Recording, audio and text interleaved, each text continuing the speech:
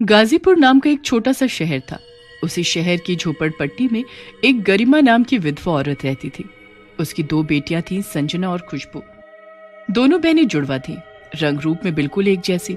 एक दिन संजना और खुशबू दौड़ती हुई अपनी माँ के पास जाती हैं। माँ, मुझे स्कूल नहीं जाना, स्कूल बहुत गंदा है। मुझे भी नहीं जाना। क्या हुआ आज मेरी रानी बेटियों को, और क्यों नहीं जाना स्कूल? अब रोना बंद करो और मुझे बताओ क्या हुआ। स्कूल में सभी बच्चे चिढ़ाते हैं हमें काली कलूटी बोलकर, और वो हमें काली चुड़ैल बोलकर भी चिढ़ाते हैं। माँ, हम दोनों इतनी काली क्यों हैं?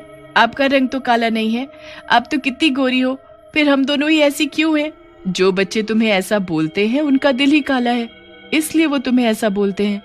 इंसान सूरत से नहीं बल्कि सीरत से अच्छा होना चाहिए, और तुम दोनों का दिल बहुत ही साफ है, क्योंकि अभी 2 मिनट में ही तुम दोनों अपने दोस्तों की कही बातों को भूल जाओगी, और स्कूल कभी गंदा नहीं होता। माँ, आप कितनी अच्छी हैं, आपने हमें कितने अच्छे से समझाया। अब हम कभी भी किसी की बात का बुरा नहीं मानेंगे।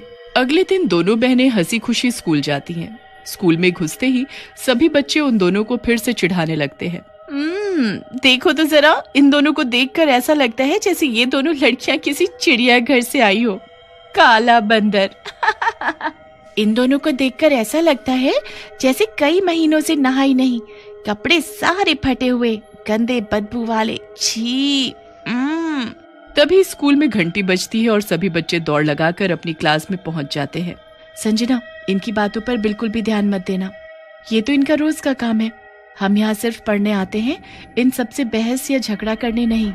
दोनों बहनें एक दूसरे का हाथ पकड़े अपनी क्लास तक पहुंच जाती हैं, पर कोई भी बच्चा उन्हें अपने पास नहीं बैठने देता और काली कलूटी बोलकर उन्हें धक्का दे देकर सबसे पीछे कर देते हैं। वो दोनों चुपचाप बिना कुछ बोले वहीं बैठ जाती हैं। तभी क्लास में टीचर आ जाती है। बिना देरी किए जल्दी जल्दी सभी बच्चे एक एक करके अपना काम मुझे दिखाएंगे, जो मैंने कल घर से करने के लिए दिया था। सभी बच्चे अपना अपना काम दिखा देते हैं। सभी का काम देखने के बाद संजना और खुशबू की बारी आती है। क्लास के सभी बच्चों ने काम गलत किया है, पर इन दोनों लड़कियों के काम में एक भी गलती नहीं, और लिखा भी बहुत सफाई से है। पर इनकी हालत देखो कितनी बदसूरत है। अगर मैंने इनकी जरा सी तारीफ कर दी तो ये लड़कियां मेरे सिर पर चढ़ जाएंगी और अपने आप को बड़ा होशियार समझेंगी। नहीं, मैं ऐसा नहीं होने दूंगी।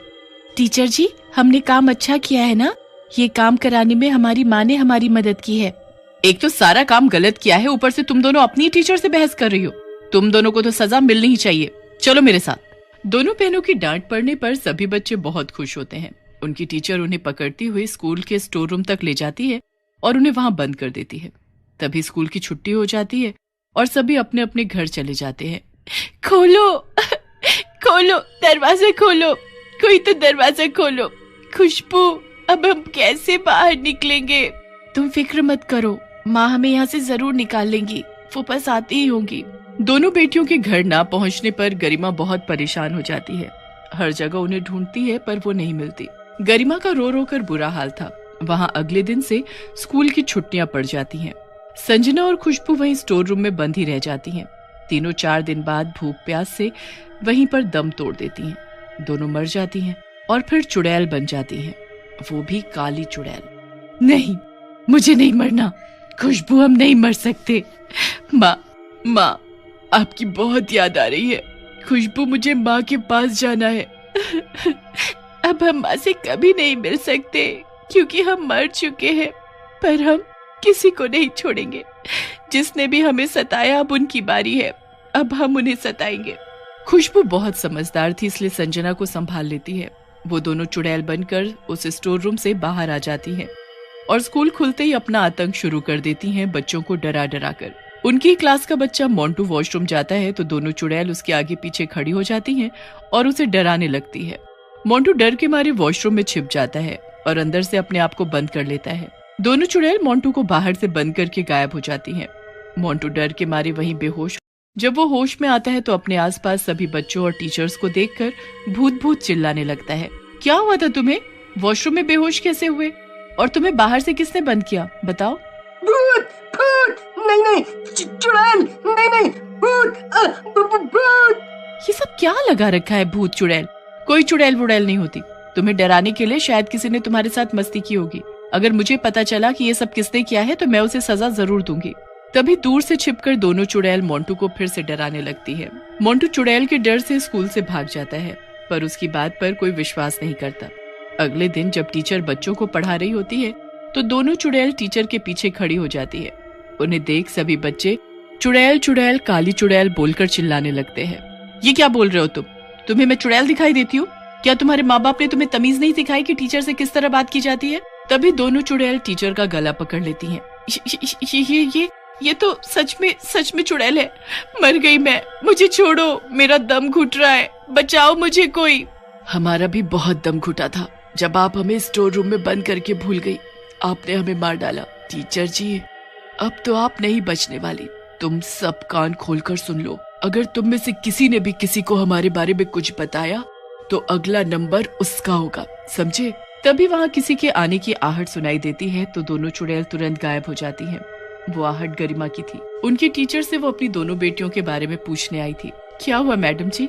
आप और क्लास के सभी बच्चे कुछ डरे डरे से दिख रहे हैं। क्या बात है? वो कुछ नहीं, बस ऐसे ही। अच्छा बताओ, तुम कौन हो? स्कूल में क्या कर रही हो? मैडम जी, आपकी क्लास में मेरी 2 बेटियां पढ़ती थी।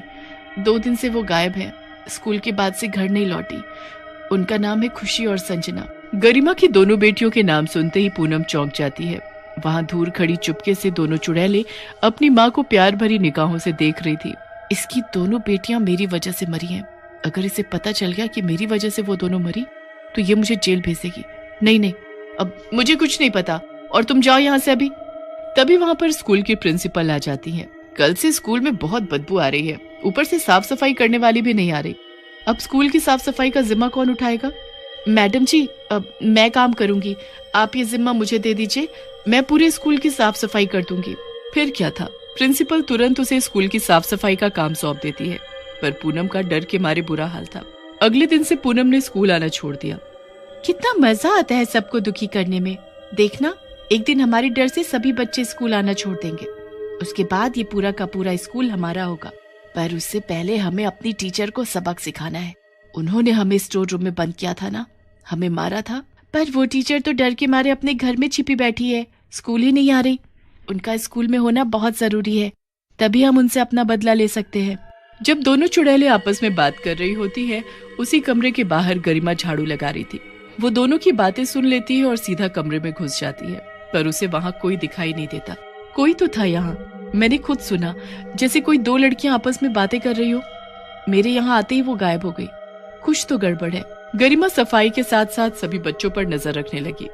एक दिन उसने उन 2 काली चुड़ैलों को बच्चों की किताबें फाड़ते हुए देख लिया। ए सुनो, तुम कौन हो?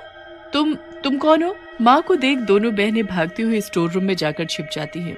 गरिमा पीछा करते हुए वहीं स्टोर रूम में पहुंचती है तो हैरान रह जाती है।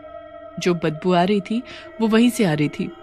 लाइट जलाते ही उसकी आंखें फटी की फटी रह जाती हैं। वहां उसे 2 लाश मिलती है, गली सड़ी, पहचानना भी मुश्किल।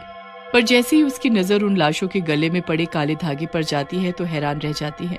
ऐसे काले धागे? ये तो मैंने अपने दोनों बच्चों के गले में पहनाए थे ताकि उन्हें किसी की नजर न लगे। इसका मतलब ये मेरी खुशबू और संजना है। माँ को रोता देख दोनों चुड़ैलें उसके सामने आ जाती हैं और अपनी माँ को वो सब बता देती हैं जो उनके साथ हुआ। अब उनकी माँ भी उनके साथ थी, उन्हें इंसाफ दिलाने के लिए। गरिमा पुलिस को खबर कर देती है और पूनम को पकड़वा देती है।